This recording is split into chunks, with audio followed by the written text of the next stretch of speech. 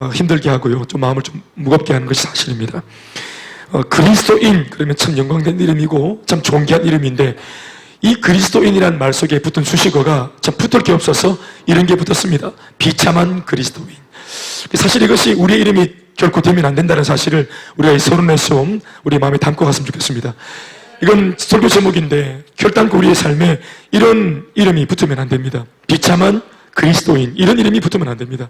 왜냐하면 그리스도인이란 것은 사람이잖아요. 그리스도, 그러니까 예수 그리스도는 비참하지 않거든요. 예수님은 비참하지 않습니다. 그러니까 세상에서 가장 존귀하시고 가장 가치로우시고 가치롭다라는 말 자체도 부족합니다. 왜냐하면 그분은 가치라고 하는 말, 가치 그 자체이십니다. 뭐 가치롭다, 덜 가치롭다 이런 정도의 평가가 아니라 가치 그 자체이신 분이 그리스도이신데 이런 그리스도와 우리가 사람이 붙었다 이 말이에요. 예수를 믿음으로 그리스도인이 된 겁니다. 그러니까 최상의 가치, 그 이상의 분이신 분과 우리 사람이 붙었을 때 우리에게도 그 예수님의 그 놀라운 존귀와 또 영광과 또 기쁨과 희락과 감사가 우리에게도 그대로 붙어졌을 때 우리에게도 그대로 다 이것이 전이 되는 겁니다. 아멘 아멘. 그러니까 예수님의 모든 풍요와 예수님의 모든 부요가 예수님을 믿는 우리들의 것입니다. 이거 뭐 아멘 안 해도 사실입니다. 할렐루야. 사실은 우리가 이 땅에 살아가면서 예수 믿고 받는 축복은 사실 어떤 면에서는 하나님이 정말로 주고자 하는 축복에 비하면 이런 것들은 좀 이렇게 표현할게요. 그러한 것들은 축복도 아닙니다. 사실은 축복도 아니에요. 그러니까 천국에 우리가 이제 갔다 온 분들이 한 번씩 하는 간증이나 혹은 그렇지 않더라도 요한계시록에서 말하고 있는 또 환상 가운데 바울이 말하고 있는 그가 경험했던 이런 천국의 어떤 묘사들을 들어보면 이 땅에서 우리가 말하는 이런 정도의 축복 이런 것들은 정말 축복도 아닌 겁니다. 대단한 겁니다. 정말 놀라운 겁니다. 그래서 이런 예수님의 부요와 예수님의 그 풍성함과 잇대어 있는 우리는 비참하지 않습니다. 그냥 그리스도를 빼고 비참한 사람은 자연적으로 예수 없이 살면 다 비참합니다. 하나님을 떠나 있는 상태, 날 때부터 죄인으로 태어난 이 사람의 자연스러운 삶은 자연스럽게 비참합니다. 이 세상에서 엄마야 아빠의 아들로 태어나고 자연스럽게 살다가 자연스럽게 잘 먹고 잘 살다가 죽었다. 이 사람 여러분 자연스럽게 어디 갔다고 배우셨습니까? 미안한 말이지만 자연스럽게 지옥 갑니다. 죄를 지어 지옥 가는 것이 아니라 태어날 때 이미 죄인으로 태어나기 때문에 이 사람의 행보는 지옥행입니다. 사실 저도 이런 말을 처음 들을 때 너무너무 참 이 말이 불편했습니다. 그러나 제가 이제 믿음이 생기고 하나님의 말씀을 알게 되고 또 신앙이 뭔지를 알게 되고 이러한 면에서 날 때부터 지옥행 티켓을 몸에 새기고 살아가는 나 자신의 삶은 사실 사람 힘으로는 돌이킬 수 없습니다. 그래서 비참한 겁니다. 그런데 예수님이 사람 힘으로는 돌이킬 수 없는 이 상황을 예수를 믿는 작은 믿음 하나 보시고 겨자씨만한 믿음, 작은 믿음, 예수님을 영접해서 한번 믿어볼까 하고 어설프게 따라했던 그 1분도 채 안 되는 영접기도 그리고 그로 말미암아 시작되어진 신앙생활. 우리가 신앙생활을 아무리 열심히 해도 바울처럼 믿겠나? 베드로처럼 믿겠어요? 성경 속에 나오는 다윗처럼 요셉처럼 다니엘처럼 그렇게 굉장하게 믿겠습니까? 그런데 굉장하게 믿어야 이 저주가 끝나는 것이 아니라 겨자씨만한 믿음, 부족해도 불완전해도 예수님을 내 마음속에 초청하고 내 인생의 주인으로 입으로 고백하는 순간, 입으로 신하는 순간 이 비참한 사람은 아름답고 존귀한 그리스도인으로 변화되는 것입니다. 아멘 아멘. 창조의 복이 뭔지 아시는 사람 손 들어보세요. 하나님이 사람을 딱 창조하자마자 대번에 주셨던 복. 근데 이 복을 얼마나 주고 싶었던지 명령으로 주셨습니다. 명령으로. 반드시 이래야만 돼. 명령이야. 복이 명령이에요. 와 할렐루야. 정이라는 예쁜 자매랑 결혼해야만 돼. 목사님 명령이야. 아멘에. 성춘향 마음도 꽃빛 안 같고 너무 표현이 좀 너무 좀 구시대적이다. 꽃빛 안 이런 게 좀 그렇다 그죠? 그러니까 마음도 예쁘고 얼굴도 예쁘고 신앙도 예쁘고 그런 자매와 결혼할지어다 하면 이게 명령으로 내렸다. 탁 떨어졌다. 명령을 수행해야 되나 안 해야 되나? 해야 되는 거야. 해야 돼. 그러니까 이런 축복이 5천 답안할까? 5천 할렐루야. 5천 잘 해야만 돼. 행복해야만 돼. 동훈이 팔등신 할렐루야. 안 돼. 여러분 여러분 그 창조의 복이 뭔지 아시는 사람 손 들어보세요. 창세기 1장 28절 사모님 크게 외쳐보세요.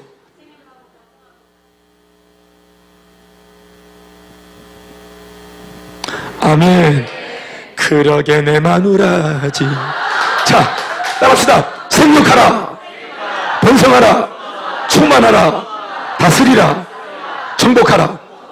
여러분 이 복의 내용이 마음에 드십니까? 병대육전이 마음에 드십니까? 이 세상을 살아갈 때 내가 살아야 할 삶의 스케일 이렇게 살아야 된대요. 이거 축복 내용 마음에 듭니까? 병대육자님이 생육 예쁘고 생명력이 충만해가 생명력이 바깥으로 뛰어나와가 내 안에 있는 생명력이 너무 충만한 나머지 바깥으로 돌출해가지고 다른 사람한테도 영향력을 주는 번성 충만. 이거 끄떡거리는 게 아니고 아멘을 하죠. 끄떡거리서 뭐예요? 생육 번성 이게 충만. 아멘 아멘.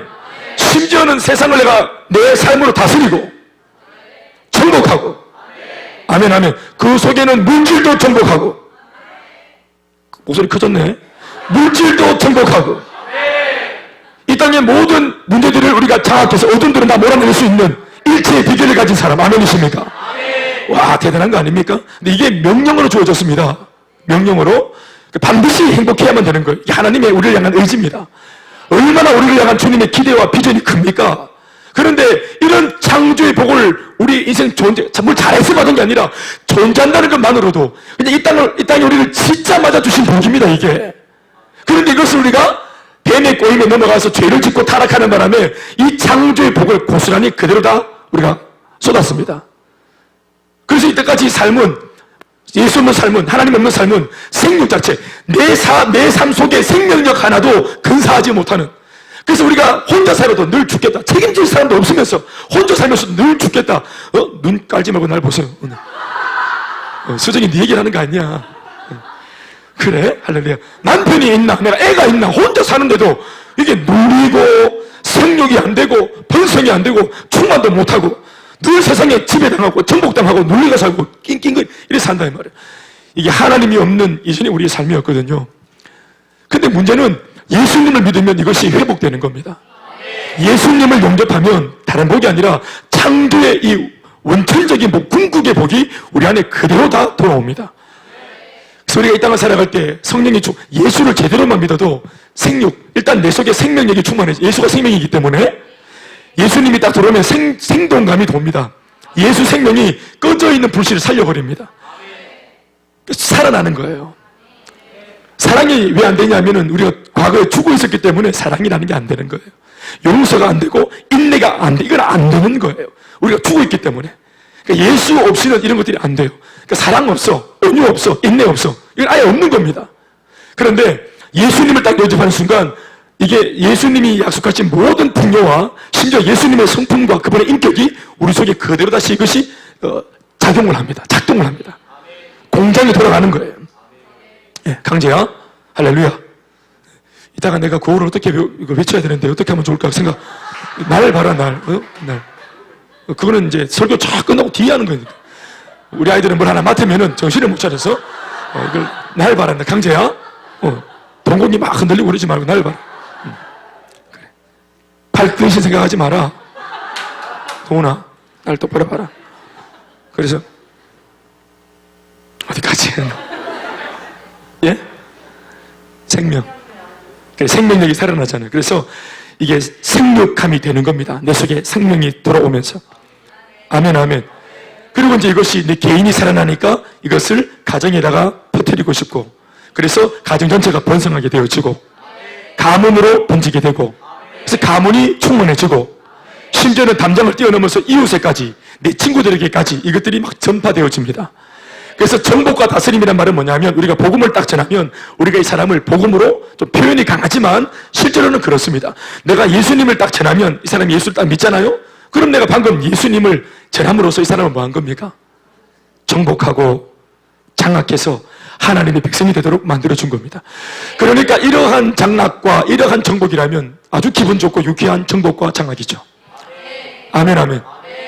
우리는 하나님께 장악당하고 정복당해야 됩니다. 자, 그러니까 그리스도인은 결단코 비참하지 않다는 말을 하는 겁니다.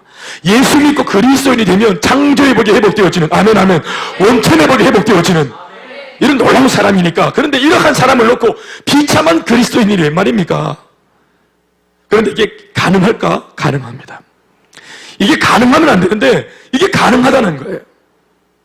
오히려 예수를 안 믿는 사람보다 더 비참합니다. 어떻게 보면은.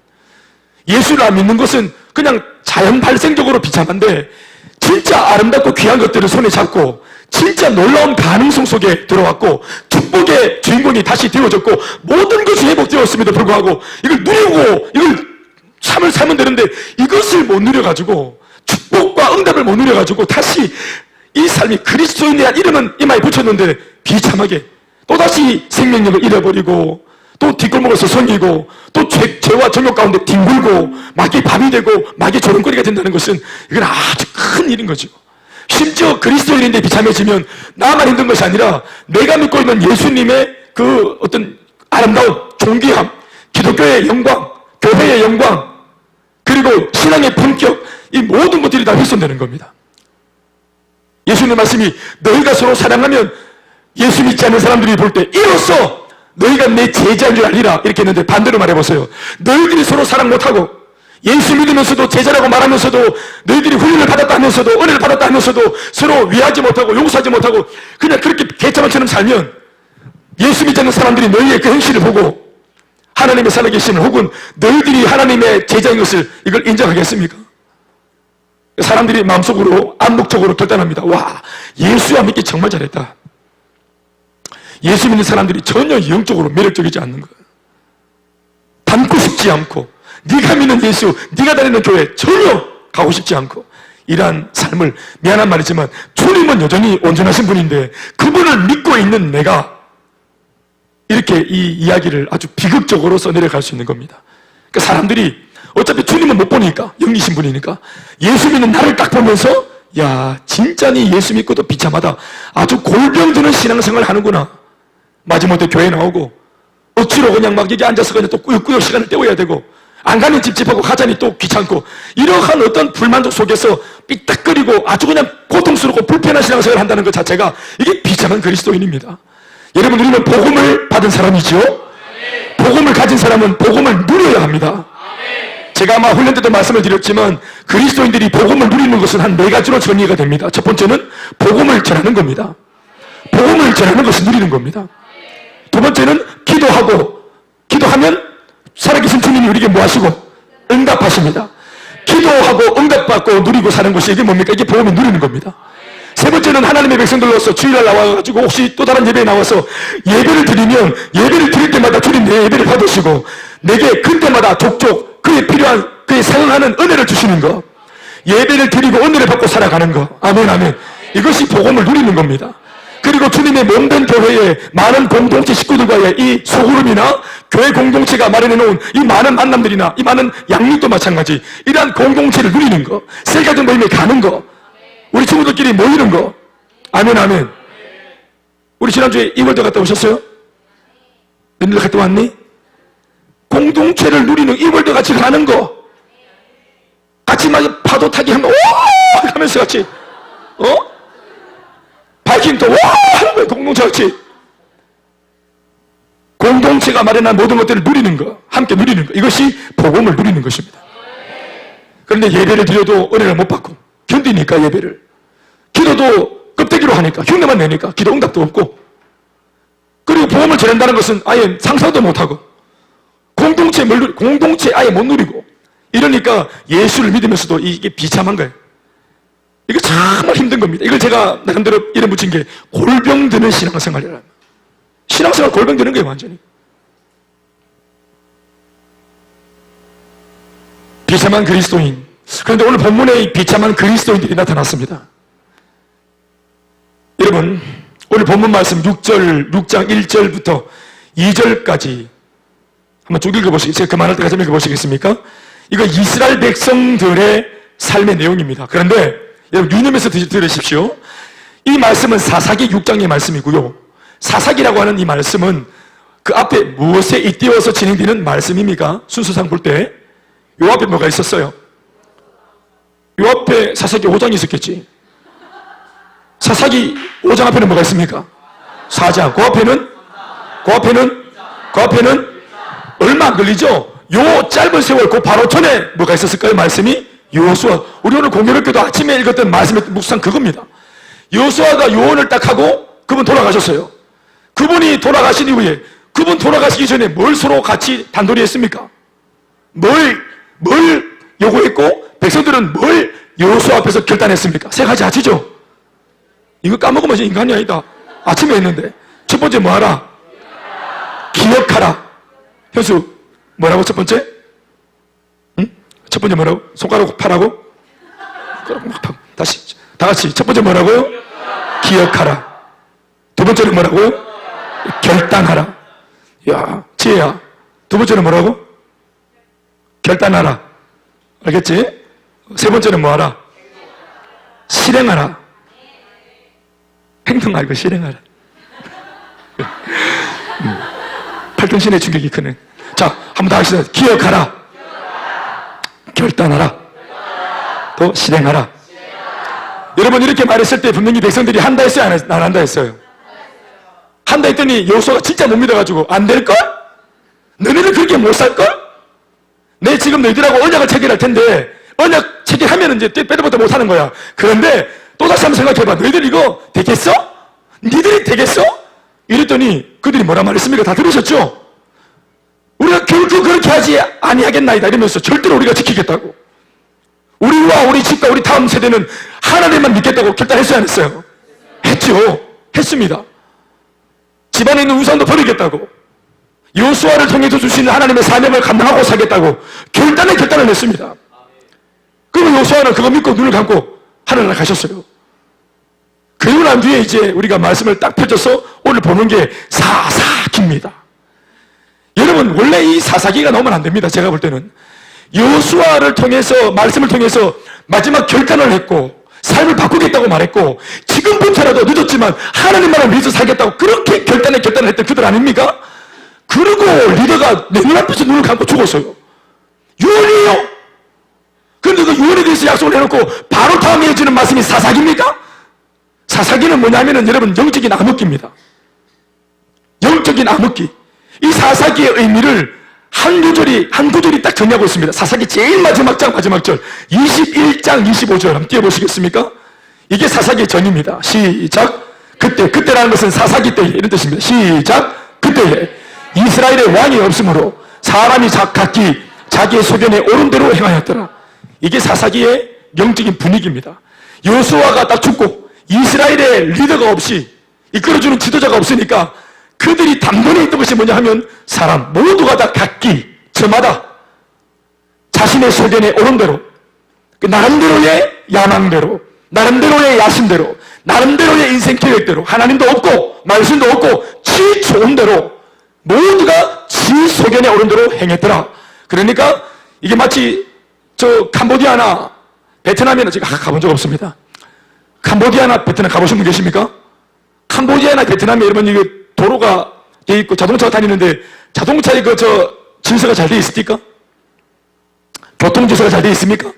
신호체계가 잘 돼 있습니까? 엉망진창이죠. 고개를 돌리는 사람들은 가보신 분들이네. 여기 한 4분 갔다 오셨네요. 교통체계가 엉망이죠.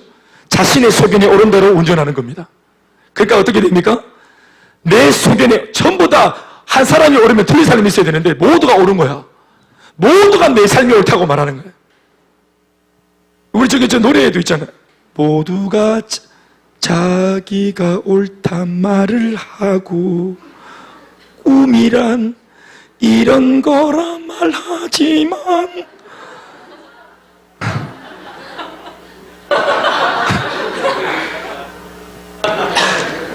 주로 경제님 이거 찬송가 몇 장입니까?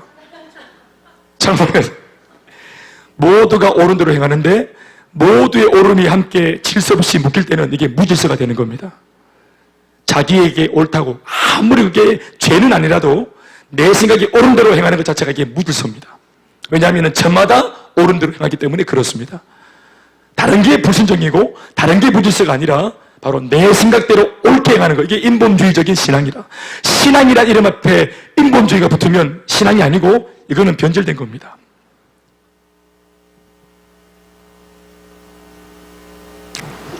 모두가 자기가 옳은 대로 행했다. 이게 시사사기. 그러니까 여호수아의 마지막 분위기를 봐서는 여호수아서가 딱 끝나가면 정복기. 이제 실질적으로 어떻게 정복해 갔는가? 정복했다가 정복을 완성했다더라. 잘했다더라. 여호수아가 하늘에서도 미소를 지었다더라. 아멘, 아멘. 이게 정복기. 이 여호수아 단의 정복기. 마음에 안 드십니까? 아니면 승리행전. 아멘, 아멘. 이런 게 나와야 되는데 사사기가 나왔어요. 그러니까 이런 것이 참, 이것 자체가 비참한 겁니다. 이게 비참한 거예요. 어제 성경 축만 했는데 오늘 아침에 또 이 비참한 그리스도인. 지난주 주일날 은혜 받고 돌아갔는데 일주일 동안 무슨 일이 있었는지 모르겠지만 다음 주일날 올 때 얼굴이 또 막 시커멓게 돌아올 때 이 비참한 그리스도인. 그 충만함이 유지되지 못하고 어제의 그 부요함으로 오늘의 문제를 하나 극복하지 못하는 이 어제의 부요함은 어디다 써먹는 겁니까? 제가 늘 한 번씩 보험 전할 때마다 말씀을 드리지만 길을 가다가 100만 원을 주었어요. 정말 기쁘네요. 예? 우리 어른들은 한 번씩 들어서 알겠지만 우리 아이들한테 물어보자. 100만 원, 길 가다가 100만 원을 주었다. 기뻐. 얼마짜리 기쁨이야, 동훈아? 100만 원짜리 기쁨이지. 그지? 그런데 그 다음날 내가 막 또 주치를 못해갖고 막 까불다가 BMW를 긁었네? 견적이 1000만 원 나왔어. 얼마짜리 불행이고 1000만 원짜리 불행. 어제 분명히 기뻐서 100만 원 가졌을 때 그저 가져서 공짜 가졌으니까 진짜 신나는 거야. 얼마나 기뻤는지 몰라. 세상을 다 가진 것 같아. 그런데 그 다음날 바로 내가 일어난 사건 속에 불행이 1000만 원짜리야. 어제 100만 원짜리 기쁨으로 다음날 1000만 원짜리 이 고통을 기꺼이 갚아내고 남음이 있나? 남음이 있어? 갚아낼 수 있어? 여전히 어제의 기쁨이 유지될 수 있어? 택도 없지. 어제 잠시 기쁘다가 다음날 문제가 다 터지면 어제 기뻐했던 거, 어제 감사했던 거, 주님이 살겠다고 약속했던 거 온데간데 없이 사라지는 거예요. 우리의 신앙이라는 것이 이런 지금 꼴입니다. 예수님이 주신 기쁨이라고 하는 것은 가히 얼마짜리다라고 비교할 수 없는 겁니다. 왜냐하면 죽었다가 살아난 생명의 가치이기 때문에 그렇습니다.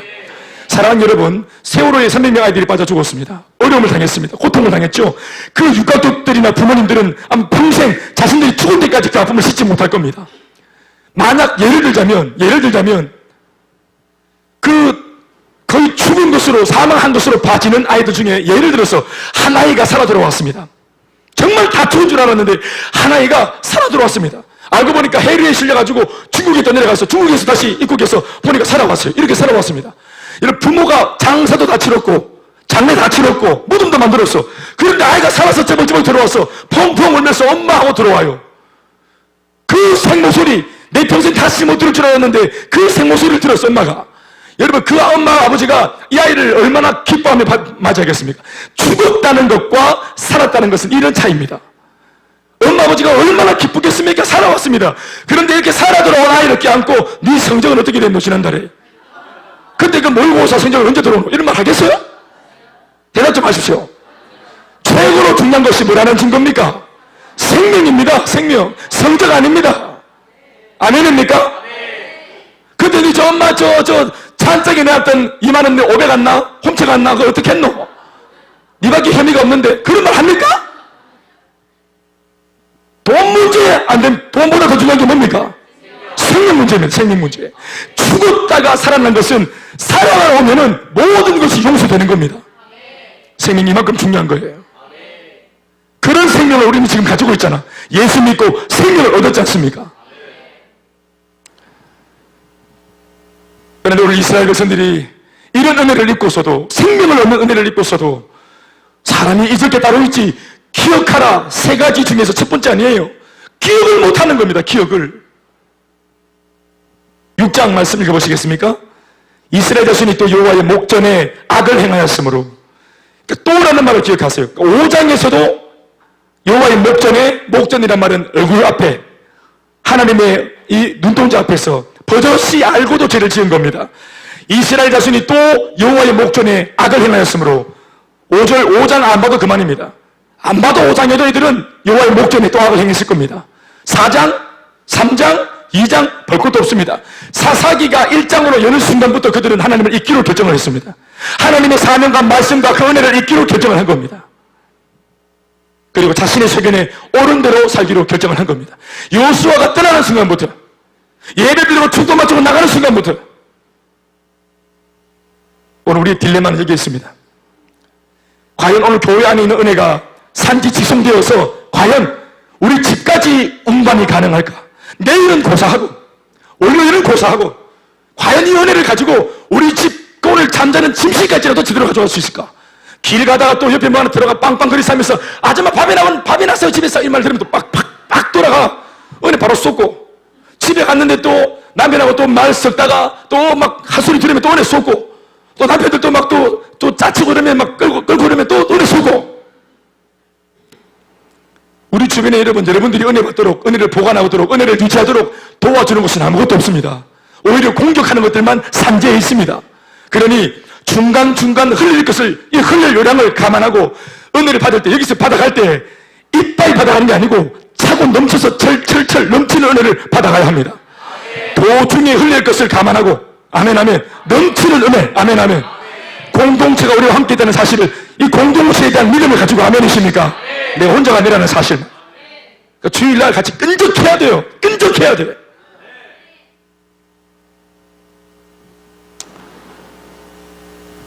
악을 행하였으므로 하나님께서 가만히 있지 않습니다. 여호와께서 7년 동안 그들을 미디안이라고 하는 아주 나쁜 깡패들입니다. 사막의 깡패들. 아주 못된 사람들이에요. 지독한 사람들이에요. 이 미디안 손에 이스라엘 백성을 넘겼다 이렇게 말합니다. 이런 표현들을 좀 유념하십시오. 하나님이 그들을 이스라엘 백성들을 이 깡패들한테 넘겼습니다. 여러분 구약 성경을 보면 자주 하나님이 당신이 사랑하는 이스라엘 백성들을 어떻게 표현하냐면은 내 처녀딸 이스라엘 이렇게 표현합니다. 내 처녀딸 이스라엘. 이 표현 자체가 아이고 우리 딸, 저 어쩌면은 우리 경비, 우리 단비, 우리 이유, 특별히 또 우리 어린이까지 셋째 이유, 손이 많이 가는 우리 아이 이유, 많이 손이 가서 많이 사랑해줘야 되고 더 많이 도와줘야 될 어린 이유, 아이고 우리 셋째 딸. 여러분 이 셋째 딸을 아버지가 깡패한테 조직 폭력배들한테 그 내준 겁니다. 넘겨줬다 이렇게 반하고 있잖아요. 이거 정말 비참한 겁니다. 2절 말씀 읽어보시겠습니까? 그랬더니 이런 일이 일어났습니다. 시작.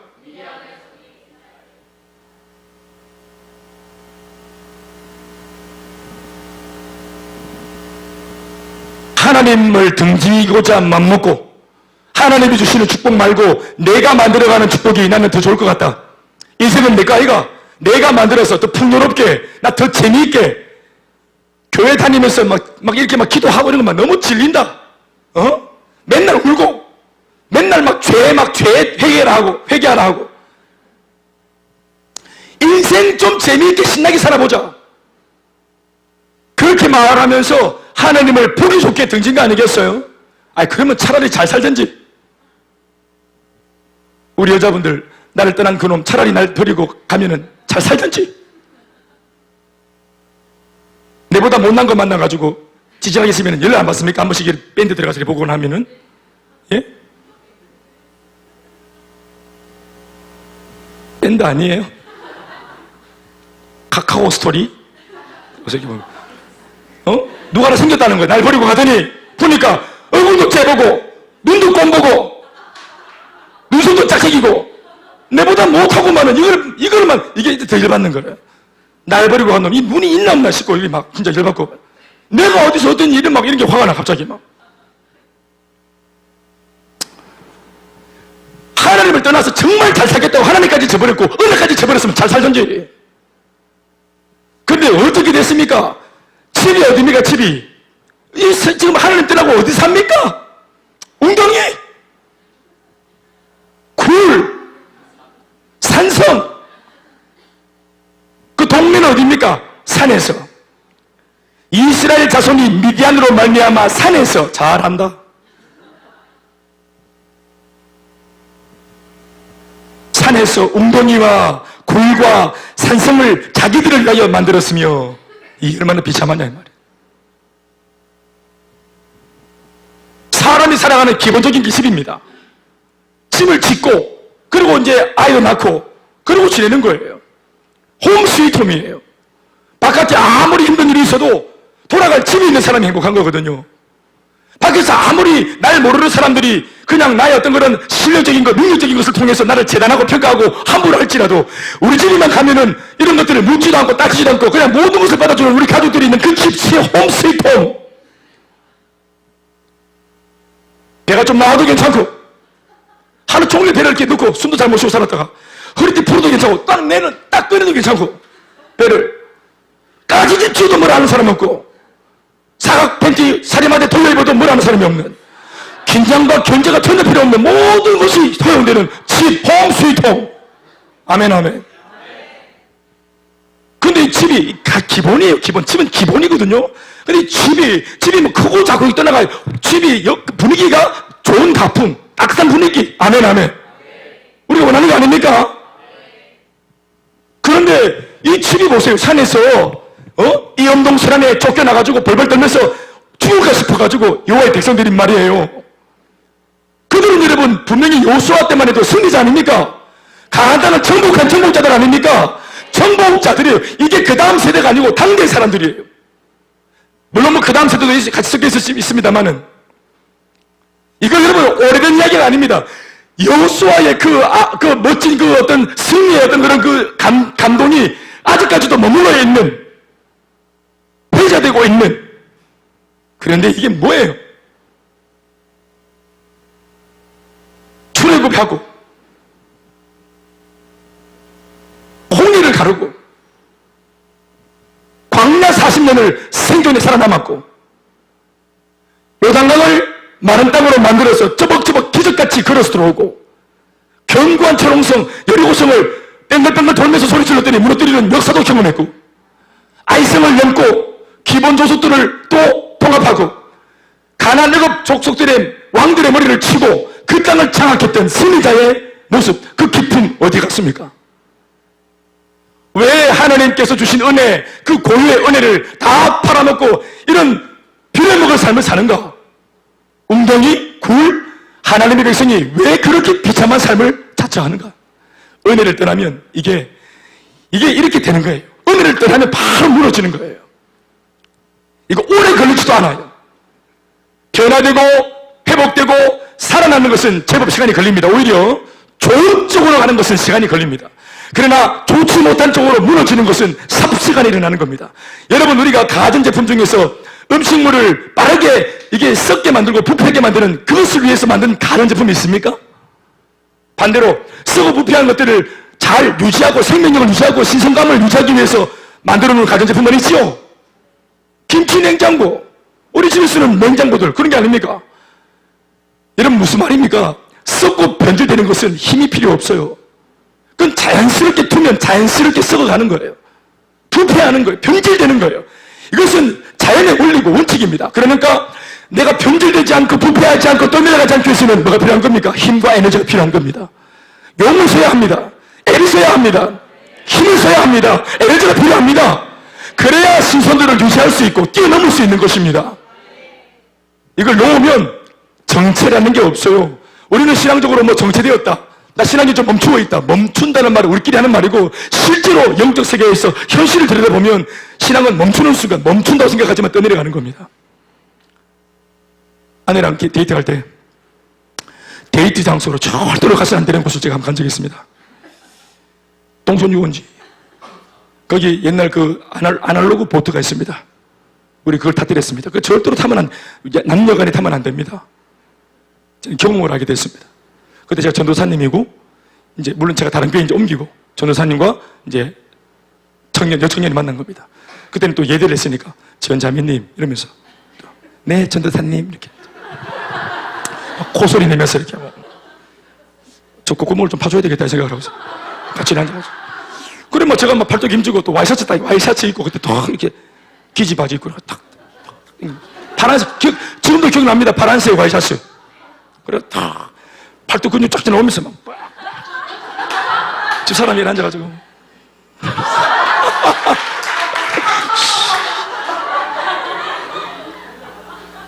아니 그 배에 왜 노가 한 조밖에 없어? 두 사람 타는데 두 손을 줘야지. 둘이 같이 실어야지. 누구 실으란 말이고 한 개 있으면 내 죽으란 말이야. 뭐 자매가 그 실으겠어요? 그러니까 제가 싫어. 그래서 막 제2한강교라 제2아양교에서 제3아양교까지 그 사이가 동통 유원지 아닙니까? 그래서 제3아양교가 저 위에 있단 말이에요. 그까지 쫙 당겨. 그 아무도 안 갑니다. 쫙. 또 우리 또 다르잖아요. 우리는 좀 달라. 그래, 처음부터 뭐 속도를 좋아. 쫙. 보통 그 타면 대화하려고 타는데 우리는 막 그 대화가 필요 없어요. 우리는 막 하여튼 이게 뭐 무조건 이겨야 돼. 이 모든 배 중에 제일 빨라야 돼, 우리가. 대화해야 되는데, 대화. 계속 이제 있다가 이래 사타가 전사님 괜찮아요? 괜찮습니다. 괜찮으세요? 힘들지 않으세요? 괜찮습니다. 나의 즐거움입니다. 그래, 쫙 만디까지 올라갔다가 또 내려왔다가 쫙 올라갔다. 그래, 이제 올라가지고 한번 대화를 해야 될 것 같다가 이제 탁 노를 올려놓고 대화를 이렇게 하는데, 그러면 그 금호강 아시겠지만 금호강 이렇게 물결이 물살이 있거나 흘러가거나 이런 게 없습니다. 사실은 물이 어디서부터 어떻게 흘러가는지도 잘 모르겠어요. 상류, 하류 개념이 없어. 물이 하도 가만히 있으니까. 진짜 물이 가만히 있습니다. 거의 가만히 있어요. 그러니까 모르는 사람은 어디가 상류인지 하류인지 몰라요. 저는 거기서 어릴 때부터 제가 거의 자란 곳입니다. 어릴 때부터. 그 유유 많을 때부터 강에서 수영하고 그랬거든요. 우리는 그 동네에서. 우리 친구들 많이 떠내려갔습니다. 아직도 못 왔습니다. 진짜입니다. 철수야 놀자 하면 옆에 할머니가 그 집 어제 죽었다. 예. 영희야 놀자. 그거 떠내려갔다. 예. 진짜로. 우리 할머니가 돌아가실 때까지 제가 40 됐을 때도 했던 말이 태연아 욕보제 2마디. 욕보제. 욕은 계속 본다는 겁니다. 저보고. 욕을 안 본다는데도 계속 욕을 하지. 제가 욕을 보겠습니까? 욕보제. 또 한마디로 뭐냐면은 강에 가지 말이. 강에 안 갑니다. 할머니 나이가 40인데 강에 가겠어요. 어릴 때부터 했던 말이 강에 가지 마라. 이 말을 볼 때마다 강에 가지 말라는 거예요. 지금 워터파크까지 강에 안 갑니다. 강에 가지 마라. 그 말을 잊을 수 없는 거예요. 실제로 많이 죽었습니다, 친구들이. 그래서 이제 아내랑 같이, 우리 나발이죠, 완전히. 그래, 다 올려놓고 얘기를 딱 하는데, 야, 진짜로 그렇더만요. 가만히 있는 줄 알았는데, 장시간 얘기하고 딱 보니까, 제3아양교에서 제2아양교까지 한참을 떠내려가는 거예요. 저까지. 정신 차리고 보니까 완전히 떠내려오는 거예요. 그 말 하려고. 신앙은 정체가 없습니다. 오늘 살아서 벌떡거리지 않으면 분명히 지금 떠내려가고 있는 겁니다. 나는 조금 쉬었다가 다음에 더 열심히 하면 되지. 자기 생각입니다. 오늘은 조금 쉬었다가 나중에 몰아가지고 내 그렇다고 하나님 떠난 것도 아닌데 내 예배 몇 번 빠졌다고 내 주님 부인할까? 걱정하지 마세요. 목사님 전화 오면은 목사님 신방 바쁜 사람들 참 문제 많아 가난한 사람 포로된 자 눌린 자 눈먼 자 다 돌아보세요. 저는 예배 몇 번 빠진 게 가지고 목사님 제가 다 합니다. 제가 훈련도 다 받았고 졸업장 졸업도 집에 3개나 있습니다. 양육반 제가 8번 받았잖아요. 8번. 제가 다 합니다. 교회 떠나지 않습니다. 사랑하는 여러분, 주님 배신하지 않습니다. 사랑하는 여러분, 그 마음대로 안 됩니다. 영적으로 충만하지 못하면 지금도 계속 떠내려가는 중입니다. 계속. 그리고 그 떠내려가는 낭떠러지 끝에 마귀가 아가리를 이만큼 벌리고 있습니다. 쫙 벌리고 있습니다. 바로 엉덩이, 바로 굴, 바로 산성입니다. 그리고 짐승처럼 사는 겁니다. 그리고 염소나 가축들 옷을 벗겨가지고 털을 벗겨가지고 그 가죽을 뒤집어 쓰고 마치 짐승인 것처럼. 이걸 보시면 여러분, 저는 뭐가 떠오르냐면은 카타콤이 떠오르네. 카타콤은 여러분 지하에 있는 동굴 속에 있는 예수 믿는 사람들의 처소, 피난처, 또 거기에 있는 교회입니다. 동굴 속에 땅을 파 들어가서 거기서 만들어 놓은 그 카타콤 교회, 카타콤 처신소 들어보셨죠? 여러분 그들은 무엇 때문에 피할 수밖에 없었습니까? 고난과 박해. 예수님을 잘 믿으려고 하다가 로마가 하도 박해를 해서 이 믿음이 예수 믿는 사람 다 죽으면 시간 많으니까 특별한 사명감을 가지고 거기에 살아남아있는 생존자들이 있었어요. 오히려 죽는 사람들, 순교를 하는 사람들이 그들을 남겨놓은 겁니다. 도망가 숨었다기보다는 함께 죽고 싶어 했는데 다음 세대를 위해서 남겨놓은 거예요. 그래서 짐승처럼 유리하고 방황하며 그 가축들, 짐승들을 껍데기를 벗겨가지고 뒤집어 쓰고 그러면서 기도하면서 다음 세대까지 믿음을 준비했던 사람들 아멘이십니까? 네. 여러분 겉으로 볼 때는 너무 비슷해요. 카타콤. 하나님의 말씀과 복음과 사명을 지키기 위해서 핍박을 정말 견디고 다음 세대를 준비하기 위해서 어쩔 수 없이 도굴로 들어간 사람들. 그러나 오늘 사람들은 뭡니까? 지 죄 때문입니다. 영광, 사명 아니고 지 죄 때문에 자신의 욕망과 잘못되어진 판단과 하나님을 저버리고 아프게 해드린 그 죄에 대한 대가로 오늘 짐승처럼 살게 되는 것입니다. 예수 믿어도 고난이 있고 예수 믿어도 마음속에 근심이 있습니다. 그러나 잘 들여다보세요. 예수 믿는 내게 올 닥친 고난과 아픔은 주님을 위해서 살려고 애쓰다가 당하는 아름다운 고난인지, 아니면 내 욕심과 욕망대로 살고 죄 짓다가 그래서 하나님이 징계 처음으로 주시는 고난인지, 이걸 돌아보십시오. 어떠한 고난은 고난의 의미가 있지만 어떠한 고난은 고난의 의미가 하나도 없습니다. 그래서 쇠가 빠지게 고난당하고 회개하고 돌아봐야 세월은 한참 지났고 원위치로 돌아옵니다.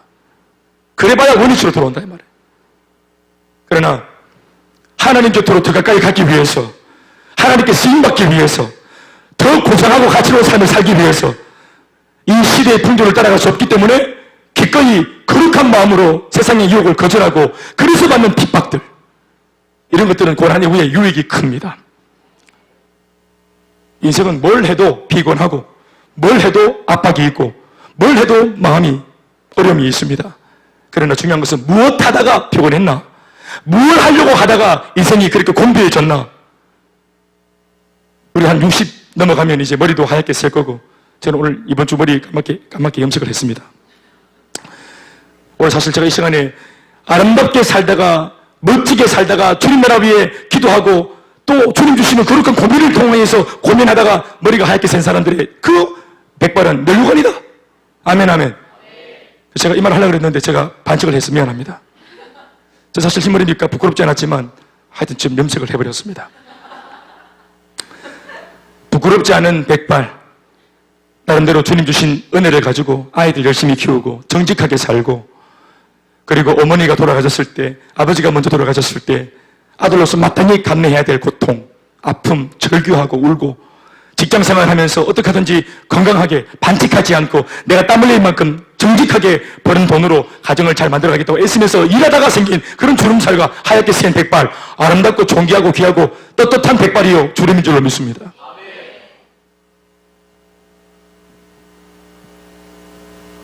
그러나 하도 눈치를 보고 하도 눈 돌리고 살고 이래가 눈이 벌어진 사람, 소위 사실하는 눈이 눈치 보고 이렇게 하니까 눈이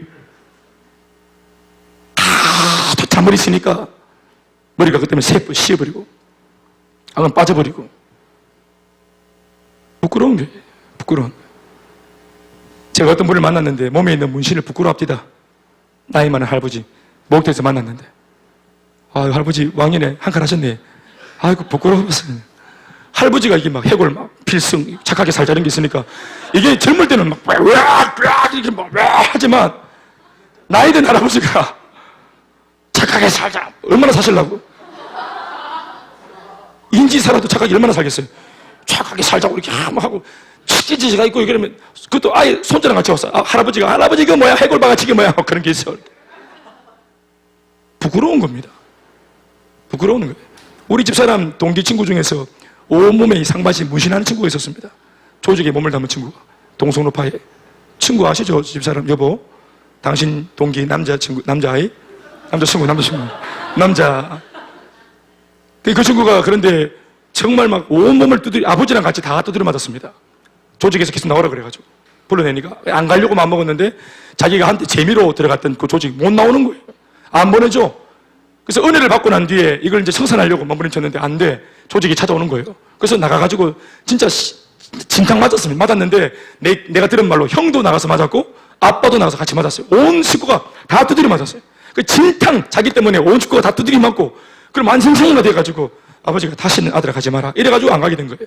그래서 청도 용화문전에서 만났어요. 1월 1일 날 만났는데 이 친구가 목욕탕에 딱 왔는데 옷을 안 벗고 있는 거예요. 날 보더니 목욕탕 오면 옷을 벗어야 되는데 옷을 안 벗어. 그것도 여름에도 긴 옷을 입고 이렇게. 그게 뭐냐 했더니 이게 이제 온몸에 문신이 있는 거예요. 이게 죄를 지으려고 마음먹었을 때는 그 세계에서는 이게 통하는 겁니다. 그러나 여러분 이 형제 자체가 내가 예수 믿고 이렇게 돌아올 줄 몰랐지. 지가 그 은혜 받고 딱 돌아오니까 이 몸에 있는 문신들이 어떻습니까? 자랑스러워 부끄러워? 이 부끄러운 거예요. 부끄러운 거예요. 이 문신을 또 지울 수도 없잖아요. 사랑하는 여러분, 우리 인생이 하나님을 떠나면 하나님을 떠나고 했던 모든 행동들이 이게 나중에 하나님께 돌아오면 다 회개해야 될 것들입니다. 제가 하는 말은 뭐냐면 웅덩이로 가지 말자는 거예요. 하나님의 사람이, 이 존귀한 백성이 비참한 산속에서 살지 말자는 거예요. 한순간 잘못된 결정이 이 사람의 삶을 아주 그냥 풍지박산 내는 겁니다. 그리고 이 미디안들이 계속 괴롭히는데 3절 말씀 보면 뭐라고 말합니까? 시작. 이스라엘이 파종한 때면 미디안과 아말렉과 동방 사람들이, 미디안, 아말렉, 동방 사람이 연합 군대를 이루어서 이스라엘을 엿보이기 위해서 올라옵니다. 그런데 그 시기가 언제냐면은 파종한 때면 이렇게 말합니다. 그게 뭐냐 하면은 집도 집이지만 먹고 살기 위해서 종자 씨를 딱 뿌릴 때, 이 종자 씨를 딱 뿌릴 때, 파종할 때, 그때 기가 막히게 올라와서 이 사람들을 괴롭히는 겁니다. 어떻게 하냐면 진을 딱 치고 집을 딱 짓습니다. 그러니까 얘네들이 와가지고 집을 딱 짓고 오랫동안 계속 그 자리에 이스라엘 백성들의 땅에 머물면서 계속 해먹는 겁니다. 그러니까 이 사람들이 산에 도망가갖고 못 내려오는 거예요. 여러분, 파종한 때라는 말이 뭡니까? 저는 이것을 그냥 단순히 씨를 뿌린 시기라고 보지 않았습니다. 너무 힘들고 어려워가지고 한번 해보려고 파종을 뿌린다. 뭘 하나 시작해보는 겁니다. 새롭게 도전하려고.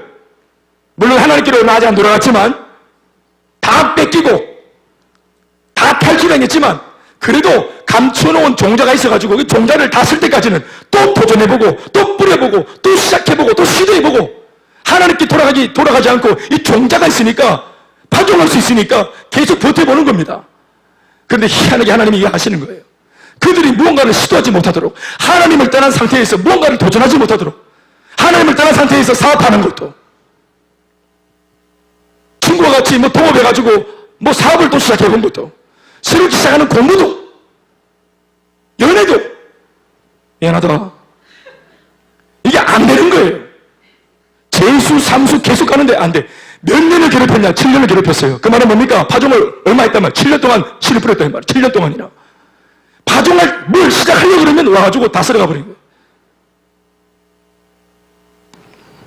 시도 자체를 못하도록, 시작 자체를 못하도록.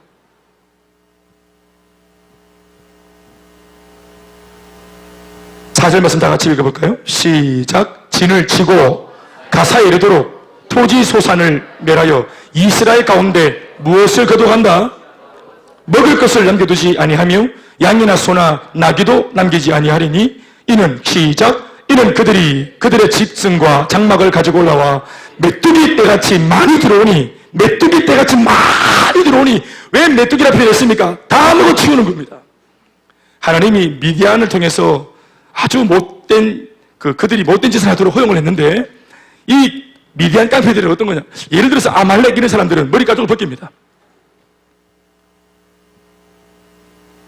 그 이후에 나오는 또 이제 신진 세력들, 바벨론 같은 경우는 다 죽여버립니다. 씨를 안 남기고 아이들도 다 죽여버리고. 이렇게 하는 캐릭터가 있어요. 근데 미디안, 아말렉, 그리고 이 동방 사람들, 이 연합군들의 특징은 한 집에 들어와가지고 먹거리만 싹 섭취하는 겁니다. 집 다 불태우고, 그리고 계속 먹습니다. 누나 맞으시려고 그랬는데, 계속. 약속했잖아. 그지? 나한테 와서 말을 했어요. 목사님, 먹을 거 얘기할 때 나를 보지 말라고 그래. 미안해. 눈이 딱 가는 거죠. 이 깡패들 특징이 뭐냐면은 다 먹어봅니다. 사람 안 죽입니다.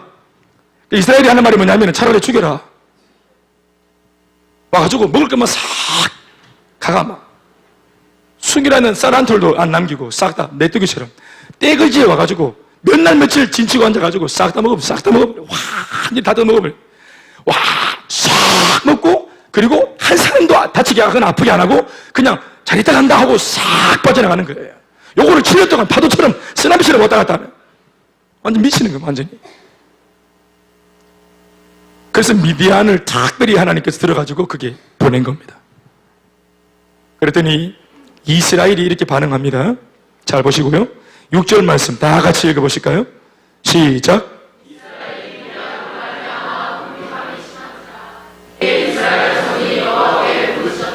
기도했다는 말이겠죠. 여러분, 이 기도가 기도라고 생각하세요? 하나님의 백성들의, 예수 믿는 사람들의 특징이 뭐냐 하면은 기도할 수 있다는 겁니다. 시편 50편 15절 말씀 주님이 약속하셨습니다. 환난 날에 나를 부르라. 내가 너를 건지리니 네가 나를 영화롭게 하리라. 마태복음 말씀하셨습니다. 구하라, 얻을 거고, 찾으라, 찾을 거고, 그리고 두드려라, 반드시 열릴 거다. 예레미야 33장 2절 말씀, 3절 말씀에 말씀하셨습니다. 너는 내게 부르짖어라. 내가 네게 응답하겠고 네가 알지 못하는 크고 은밀한 일을 네게 보이리라. 수많은 구절구절 속에서 너희들 예수 믿어도 문제 만날 수 있다, 환난 만날 수 있다. 그러나 아무것도 염려하지 마라. 기도할 수 있다는 것. 기도하면 돌파할 수 있다. 네가 내 이름 부르면 내가 신속하게 달려가고 민첩하게 반응할 거다. 아멘입니까? 기도하고 기도 응답 받는 것이 복음을 누리는 것입니다. 그런데 이들이 환난을 만나고 문제를 만나는데 끝끝내 그들이 기도하지 않습니다. 7년을 버팁니다. 7년을 계속 올 한 해 굶지 뭐, 올 한 해 뭐 안 되는데 굶지 뭐, 버티지 뭐. 하나님께서 미디안을 통해서 먹거리를 싹 가져가고 산에서 살게 만드는 것 자체가 뭡니까? 이게 하나님의 음성입니다. 이게 메시지입니다. 메시지. 돌이키라고, 돌아오라고, 회개하라고, 버티지 말라고. 그런데 고난 1년차 버팁니다. 고난 2년차 버팁니다. 고난 3년차 버팁니다. 애들이 막 넘어가고 아빠 배고프다고 소리 질러도 버팁니다. 옆에 사람들 다 아우성치고 난리가 나도 끝까지 버팁니다. 7년을 버팁니다. 버티다 못해 미디안을 통해서 궁핍함이 이제 정말 극도에 다다라 심해지자 이에 이런 말 잘 들어보세요. 이것 때문에 이 바람에 이스라엘이 자유로 기도한 것이 아니라 몰리다가 수세에 몰리다가 못 견뎌서 이스라엘 자손들이 그제서야 여호와께 한번 부르짖은 겁니다. 뭐라고 기도했는지 잘 모르겠지만 부르짖었다. 부르짖은 내용도 안 나옵니다. 기도 축에도 못 드는 것이라 이런 것들이. 기도가 기도되는 것은 우리가 아무 때나 기도한다고 기도가 되는 게 아니고 기도를 할 때 우리는 아무 때나 할 수 있지만 기도가 기도되기 위해서는 어떻게 돼야 됩니까? 가장 중요한 것은 물론 가장 먼저 우리가 기도해야 되겠지만 기도한다고 기도가 기도됩니까? 기도가 기도되는 제일 중요한 요건은 내가 하는 기도를 들으시는 분이 있어야 하는 겁니다. 내가 하는 간구와 눈물과 호소를 들어주려고 귀를 여시는 분이 있어야 기도가 기도되는 겁니다. 여러분, 이 세상 모든 종교들이 다 기도하는 종교들입니다. 종교는 전부가 기도입니다. 귀신한테 기도하죠. 삼신하나님한테 기도하죠.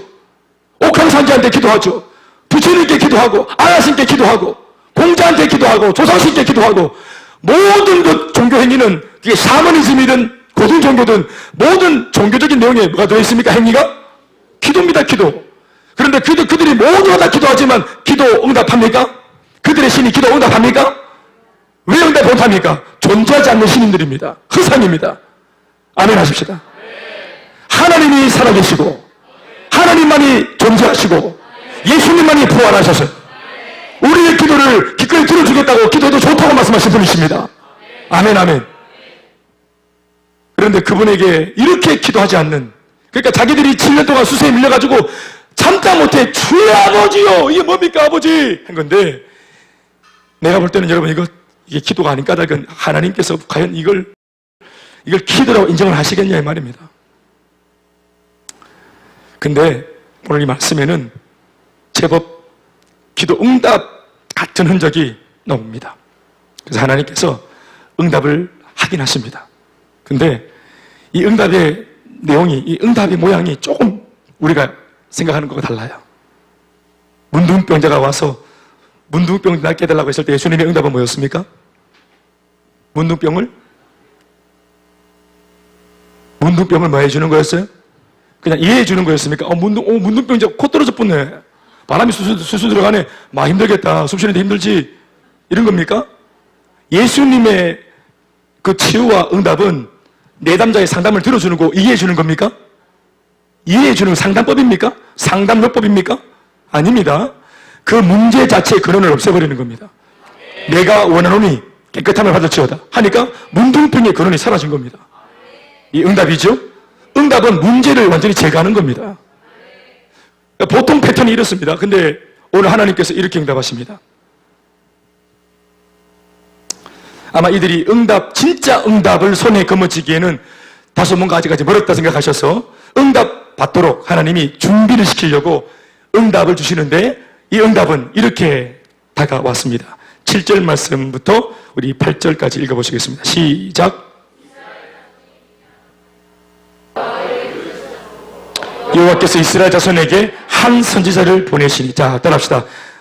여호와께서 이스라엘 자손에게 한 선지자를 보내시며 응답하셨다. 잘 보시고 이제 마무리합니다. 사사기는 영적인 암흑기, 왕이 없는 고로 자기들이 자신의 소견에 옳은 대로 행했던 무질서와 혼란의 시기, 영적인 암흑기, 하나님의 침묵기, 하나님이 침묵했던 시기, 이 사사기는 400년간 지속이 되었습니다. 이 사사기는 하나님이 말씀하지 않는 시기였습니다. 그들이 죄짓도록 하나님께서 그냥 가만히 둬버리셨던 그런 시기였습니다. 하도 배은망덕하니까. 근데 하나님께서 말씀을 하실 때 구약 성경을 보면 어떻게 말씀하시냐면은 선지자를 통해서 말씀을 대언하게 하시는 모양새로 일을 하십니다. 아침에도 봤지만 하나님께서 여호수아를 통해서 말씀하지 않았습니까? 주의 종을 세우시고 말씀하지 않습니까? 선지자를 동원해서 말씀하시고, 그러니까 사사기 시대는 누가 없는 시대라고 보면 되는 거예요. 선지자가 활동하지 않는 시기. 하나님께서 대놓고 침묵하겠다는 겁니다. 사람들이 아무리 하나님의 뜻을 물어보려고 선지자, 목회자를 찾아도 목회자가 없어요. 신학교가 문을 닫았어요. 그러니까 이런 식입니다. 그런데 하나님께서 어디에 감추어 놓았는지 모르겠지만 하나님께서 숨겨놓았던 한 선지자를 그들에게 급파하십니다. 자, 이 말이 뭡니까? 이제 이 선지자가 뭔가를 내용을 말하는데 이 선지자가 무슨 내용을 말하기 전에 선지자가 등장했다. 이름 없는 무명의 선지자가 등장했다. 이게 지금 뭘 의미하는 겁니까? 하나님이 뭐 하기 시작하셨다? 말씀하기 시작하셨다는 겁니다. 그러니까 하나님께서 비록 간헐적이지만 지금 이스라엘 백성들한테 기도하니, 그 꼴이라도 기도를 하니 응답을 하시려고 주님이 발걸음 붙이고 다가와 주신 겁니다. 그래서 한 선지자를 세워서 하나님의 말씀을 선지자를 통해서 말하기 시작한 겁니다. 그럼 이 말은 여러분 우리가 귀를 열고 들어야 됩니까? 대충 우리가 그렇게 흘려야 됩니까? 잘 들어야 되겠죠? 이거 진짜 은혜 중에 은혜입니다. 사사기에는 선지자가 없어요.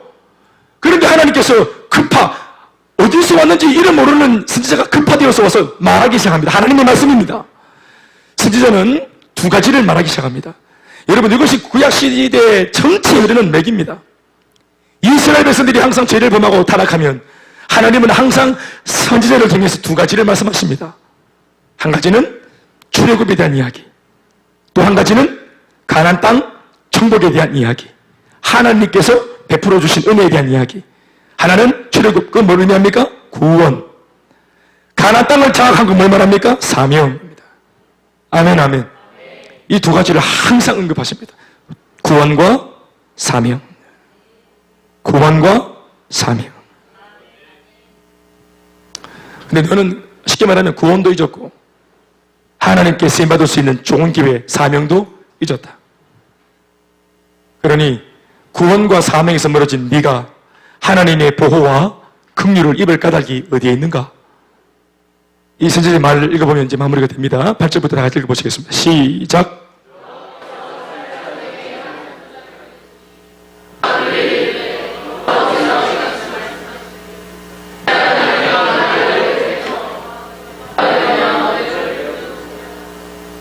너희를 그 종되었던 집에서 나오게 하여, 이게 출애굽에 대한 이야기입니다. 구원 받았는 거 잊었나?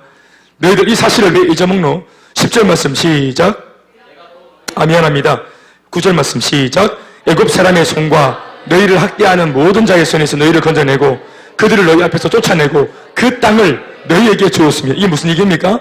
가나안 땅 정복했던 이야기입니다. 아멘, 아멘. 하나님이 뭘 주신 겁니까? 뭘 이루게 하신 겁니까? 뭘 이루게 하셨습니까? 사명을 주시고 그 사명을 이루게 하셨습니다. 아멘, 아멘. 가나안 땅을 증거로 말하면 복음으로 전체를 장악한 거 아니겠어요? 아멘, 아멘. 그런데 이런 은혜를 받고서도 정작 여호수아를 통해서 그렇게 너희들한테 또다시 경고하고 했지만 너희들이 실제로 어떤 일을 실행했노? 내가 한 약속의 말씀을 실행했나? 아니면 너희의 정욕을 실행했나? 10절 말씀, 선지자가 한 말입니다. 마지막 시작. 내가 또 너희에게 이르기를 나는 너희 하나님 여호와신 너희가 거주하는 아모리 사람의 땅의 신들을 두려워하지 말라 하였으나 너희가 내 목소리를 듣지 아니하였느니라 하셨다 하니라. 아멘. 우리 오늘 본문은 여기까지 읽었습니다. 그렇죠? 여기서 마무리하겠습니다. 저 보시고요. 이 두 가지입니다. 언제나 두 가지입니다. 구원받았다라고 하는 이 구원의 감격, 그리고 그 구원을 받고 일단 살아났으니까 살아나고 회복되어진 사람한테 주시는 우리 주님의 고유의 선물 사명. 아멘 아멘. 구원과 사명. 구원은 나중에 죽어서 천국 가는 구원. 우리의 종착점이 확실한 겁니다. 아멘 아멘. 사명은 뭡니까?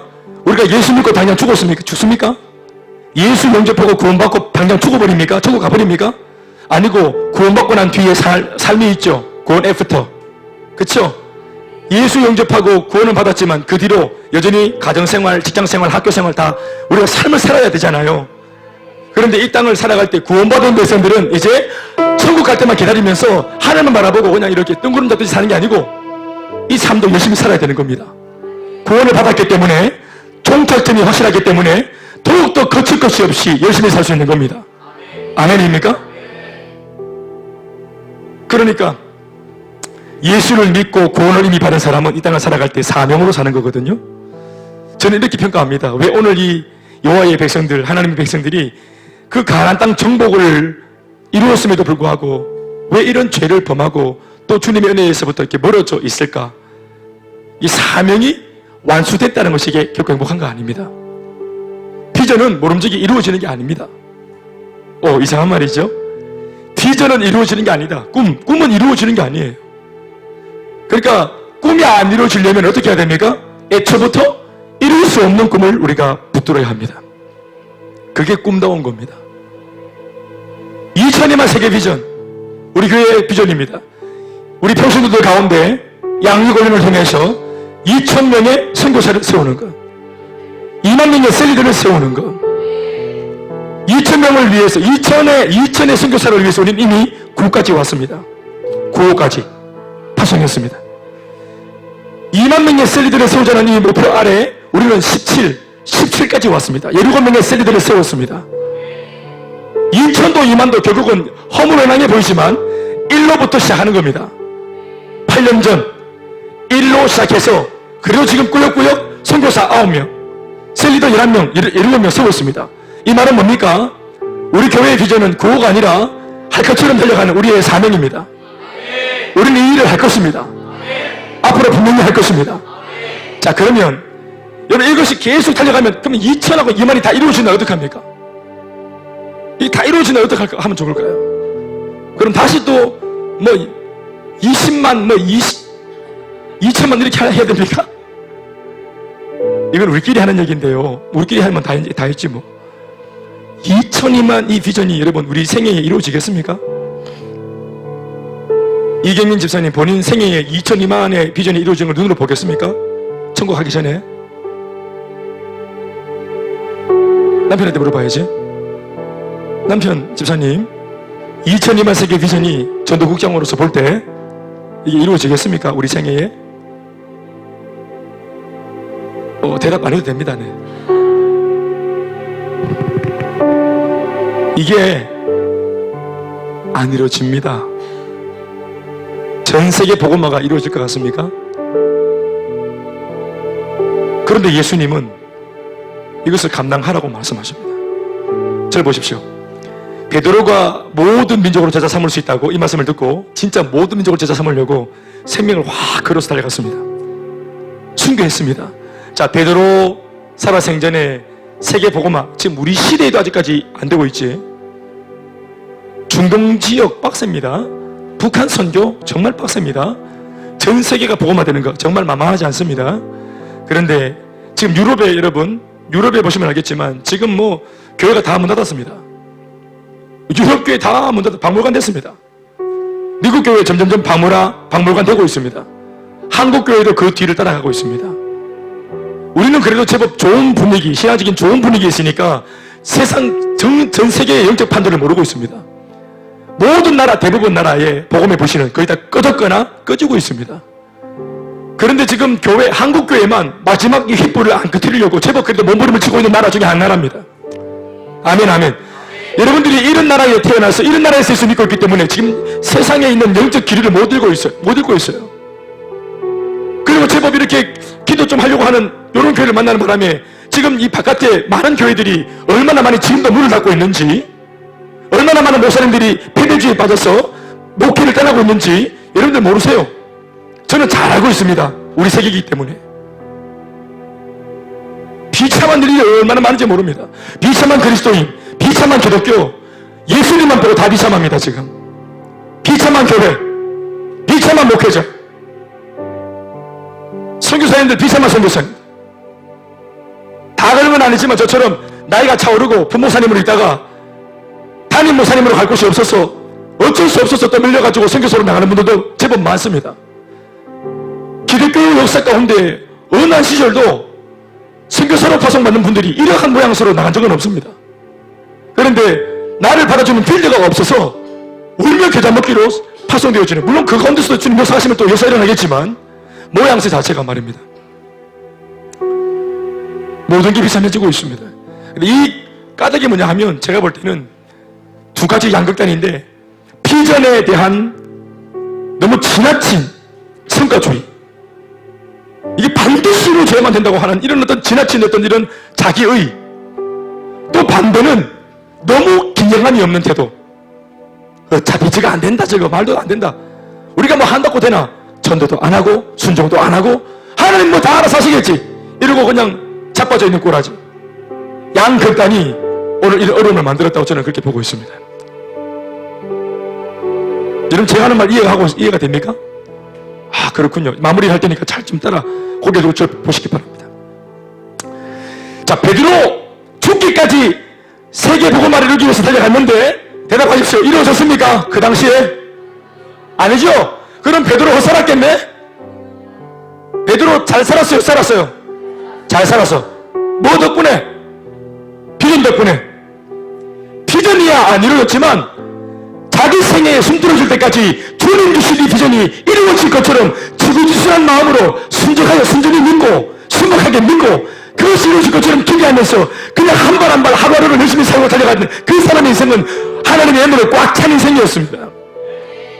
비전이 이루어지고 말고는 주님의 소관이고, 우리는 내 때 이루어지지 않더라도 이루어질 것처럼 그 비전 때문에 가슴 뜨거워 그 비전에 이끌려서 달려갔다면 이 사람은 그 비전 때문에 열정적이었고, 그 비전 때문에, 사역 때문에 언제나 기도에 열렬한 불이 있는 사람이었고, 쉽게 죄짓지 않으려고 몸부림치는 사람이었을 것이고, 세상과 야합하지 않은 사람이었을 것이 분명합니다. 비전 덕분에 진짜 가치로운 삶을 산 겁니다. 안중근 의사, 윤봉길 의사, 이봉창 의사가 여러분 도시락 던지고 폭탄 터뜨리고 이토 히로부미를 저격하고 그랬다고 그 다음날 바로 광복이 왔습니까? 그러나 조국의 광복이라는 한 가지 중요한 사명을 놓고 그들이 생명가에 달려갔는데, 광복은 그로부터 한참 뒤에 이루어졌지만 그분들의 인생은 어떻습니까? 얼마나 가치로운 인생을 살았습니까? 조국의 광복을 위해서, 또 그들이 예수 믿는 사람들이었어요.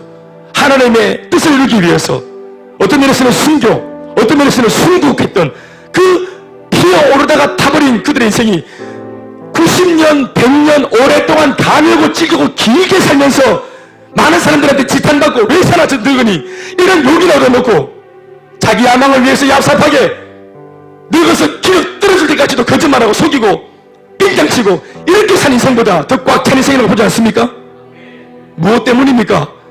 자신의 가슴을 요동쳤던 사명감 때문입니다. 그게 안 이루어져도 아무 상관없어. 그 사명에 붙들린 사람은 한평생 달려가는 걸. 이들이 만약 여호수아가 남긴 사명에 정말 붙들렸더라면 이런 꼴을 안 당했을 겁니다. 사명에 대한 긴장이 떨어진, 예수님의 목적이 희미해지면 이런 꼴이 생기는 겁니다. 우리가 가지고 있는 기도는 굉장한 것이거든요. 아멘, 아멘. 모세가 기도했더니 홍해가 갈라진 거 아닙니까? 다윗이 기도하는 마음으로 돌을 던졌더니 골리앗이 잡아진 거 아닙니까? 기도가 굉장한 일을 한다는 것을 동의하십니까? 아멘, 아멘. 오늘 우리는 이 기도를 어디에서 먹고 있습니까? 그러니까 사명이 부재되어지니까 기껏 기도할 때, 언제나 기도할 때마다 기도의 초점은 날 좀 보호해 주세요. 기도의 내용 자체가 날 좀 도와주세요. 나를 좀 보호해 주세요. 나를 좀 보존해 주세요. 나를 좀 도와주세요. 이 복음으로 많은 믿음의 사람들은 남을 돕고 살고, 지역을 돕고 살고, 나라를 돕고 살고, 민족을 돕고 살고, 열방을 돕고 살았어요. 기도를 그렇게 써먹었어요. 기도의 스킬이 완전 다르지 않습니까? 불안한 일이 생겼을 때, 마음 진정시킬 때 진정제 정도로 기도하는 점. 목사님, 하나님 지금 막 너무 떨리는 일이 있는데, 무서운 일이 있는데 내 마음 좀 진정시켜 주세요. 생전 기도 안 하다가 내 마음 불안할 때 진정시키는 진정제 정도의 기도. 잠자기 전에 혹시 모르니까 또 자고 기도하는 거. 그 수면제 정도의 기도. 밥 먹기 전에 소화제 정도의 기도.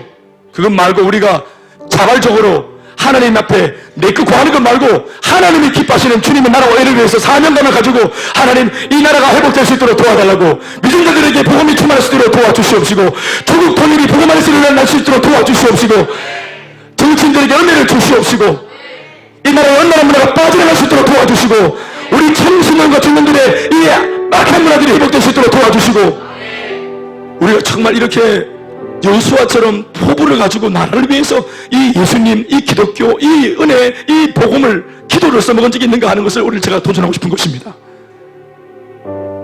사랑하는 여러분, 오늘 이 똑같은 말씀의 입장 앞에 우리가 서 있지 않겠어요? 그러니까 선지자가 와서 이걸 딱 지적합니다. 그리고 사라졌어요. 네가 무엇 때문에 이렇게 비참하게 되었는가? 구원을 잊고 사명을 잊으니까 굴에 살게 되고 짐승처럼 살게 되고 거짓골을 못면하게 되었다. 어떻게 구원을 잊을 수 있냐? 하나님의 은혜를 어떻게 잊을 수 있냐? 사명을 잊지 마라. 돌아와라. 이스라엘 곳에 있어라. 존전 하나님의 백성이 왜 산에서 굴파고 사나? 왜 메뚜기들한테 밥을 뺏기나? 너희들 손주들을 기억해라. 여호수아 시대를 기억해라. 돌아와라. 생육해라. 번성해라. 충만해라. 정복하고 살아라. 다스리고 살아라. 존귀한 그리스도인이 될 망정 절대로 그리스도인이면서도 비참한 그리스도인이 안 되길 정말로 간절히 바랍니다. 우리 청소년 여러분들의 미래가 비참해지면 안 돼. 알겠어요? 알겠어? 너희들 비참해질 수 있다. 알겠지? 그러니까 어릴 때 정말 믿음을 잘 세워놔야 돼. 견고하게. 세상이 만만하지 않다고. 그러니까 지금 말씀을 잘 듣고 하나님의 말씀으로 잘 세워져서 뿌리를 잘 들이면 건강할 수 있는 거야. 너희들 20대와 30대와 40대가 보장받을 수 있는 거야. 오늘 내가 결단하는 이 결단에 따라서 10년 뒤에 여러분들의 명함이 달라지고 여러분들의 인생의 얼굴과 표정이 달라지는 거예요. 오늘 결정하면 돼. 신앙은 결정하는 거예요. 아멘, 아멘. 결단하는 거예요. 일평생 주님 앞에서 불꽃같이 살아내기로 결단하는 그 은혜가 있길 주 이름으로 축원합니다. 우리 모든 기성세대의 성도들 모두에게도 그 은혜가 있길 주 이름으로 축원합니다. 아멘이십니까? 영광과 힘찬 감사의 박수 하시겠습니다. 주님 비참하지 말게 해주시옵소서. 존귀한 삶을 살게 해주시옵소서.